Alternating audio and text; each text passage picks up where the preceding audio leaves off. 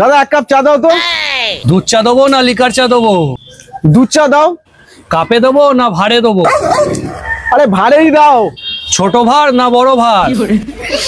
আরে বড় ভার। চিনি দিয়ে না চিনি ছাড়া?